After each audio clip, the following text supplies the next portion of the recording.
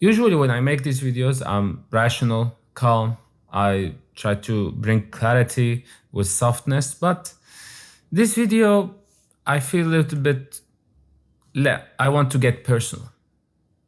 I feel like you need a back slap on the face to wake you up, and in order for you to understand where you are exactly. You see, when your whole personality is shaped around nicotine, when you don't have anything else to do other than smoking one or hit a few puffs, then you don't need nicotine. You need a personality upgrade, because the current personality is shaped by the nicotine and it is dragging you down every day. You already know that. So let's dig deeper. When I'm talking about this, I'm not generally talking about like wanting to smoke with friends, for example. I'm talking precisely about this. When you finish a conflict, you smoke. When you want to go to work that you don't believe in, that stresses you out, that you don't enjoy like being around the colleagues there, you smoke. When you are alone and lonely and trying to look back at your previous choices, because you're not actually looking back. If you were looking back, you wouldn't be smoking in the first place, but you are. And you will look back at this and hate it. But when you try to do that, you also smoke. And it's a pattern of avoidance. You avoid the feeling, any feeling. And that is like critical for your growth, critical for your clarity, and critical for your, like, it's a step forward. You shouldn't be doing that, yet you do, because of trained helplessness. You always on the smoke. Whatever happens, whenever it happens, you always have an avoidance pattern in your pocket. You just take one, or if you have the vape, it's easier, right? It only gets easier. But it's not the cigarette that you want, isn't it? You want to handle pressure with confidence. You want to be standing tall. You want to be brave. And you want to be able to solve your shit with ease. Correct? But how do you imagine this plays out? How do you think like nicotine contributes to this? It doesn't. Here is the key part. When it comes to nicotine, the fake personality that you obtain when you smoke, the flow state, the focus mode, the calmness in nights, the waking up routine, all of that shit. When this embodies you, you feel okay. When it doesn't, say you're out of smoke, you will find how much you are not only attached to smoking, but you are worshipping it. Literally. I remember, like I mentioned before, like in my last video, how I was going to ruin my life and reset the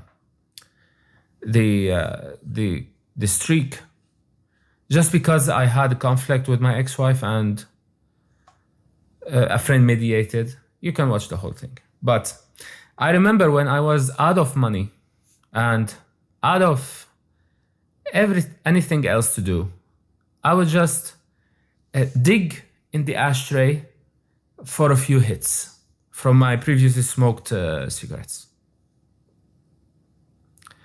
How would you describe such personality? Would you say this is confidence? Would you say this is abundance, freedom, courage? How would you describe it? Isn't that the exact opposite? Isn't that dependency? Isn't that weakness? Isn't that giving up on yourself? Because even then I wanted to quit smoking, yet I couldn't. Because I didn't do what I'm about to tell you. It's a bit complex, but let's call it radical honesty. See, what I learned in this, I've been clean 7 months now. And what I learned is that the cravings that you get are actually a good thing.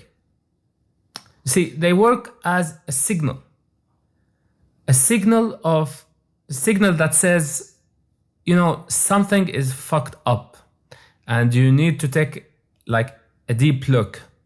You need to pay high attention to it. And during cravings, anybody who quits smoking will tell you this. And when you do, you will figure that out for yourself. What happens is that the first few days, it's just like surface level shit. Like, I want to smoke one, I miss it with coffee, stuff like that. But when you get to over week 2, you start to see the real shit. You start to really see what smoking was all about. Neglect, shame, guilt, and so on. All these feelings that surface, all these vivid memories, the vivid images of memories that you had. I vividly remember my conflict with my father.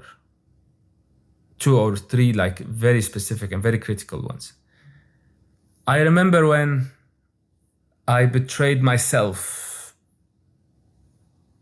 by smoking the first month. I traveled from my mother country, moved to another country, and I promised myself I wouldn't smoke, yet I smoked.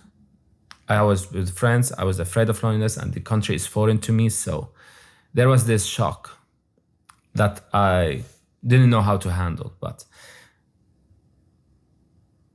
what I should have done, and what I did to actually quit, was, let's call it radical honesty. It is being 100% honest about what you're feeling, what happened, how it happened, what should have happened. You are allowed to process all that. It's just when you soothe yourself with smoking, it becomes very, very blurry. You cannot process anything because the feelings that you are getting are already fake. The dopamine is just bursting to your brain, and you cannot control it unless you start to realize that the personality upgrade that is going to happen after being radically honest about your life is the only path forward. This upgrade is the only thing that is between you and what you are afraid of not being in the future. This anxiety of, I might lose money, I might not become who I want to be, crying about the past emotionally. All that will surface up when you quit smoking and you start getting signals. And there lies every piece you have been looking for.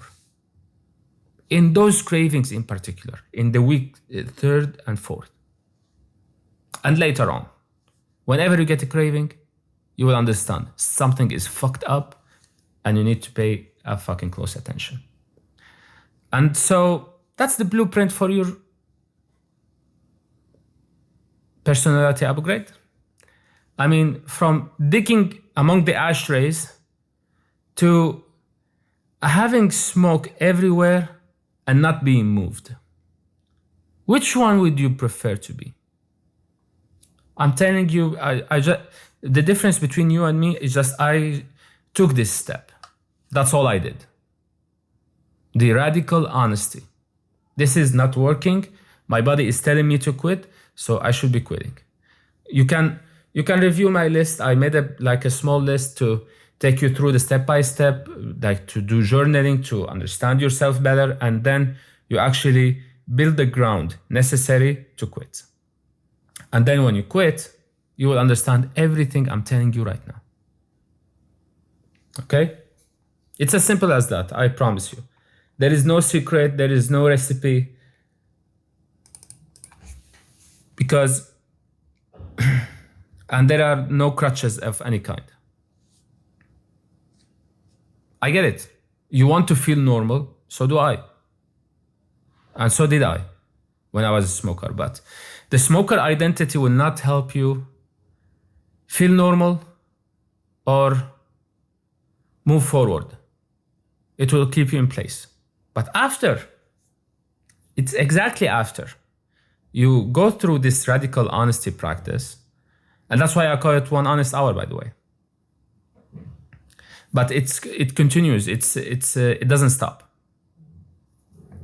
Okay. Yeah, that's all I gotta say in this context. I hope you actually understand what I'm talking about, because if you don't, then probably this video is not for you. You're not trying to quit in the first place. Maybe you are allowing yourself to be small.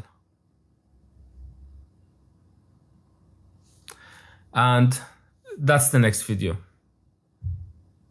We're gonna be talking about that.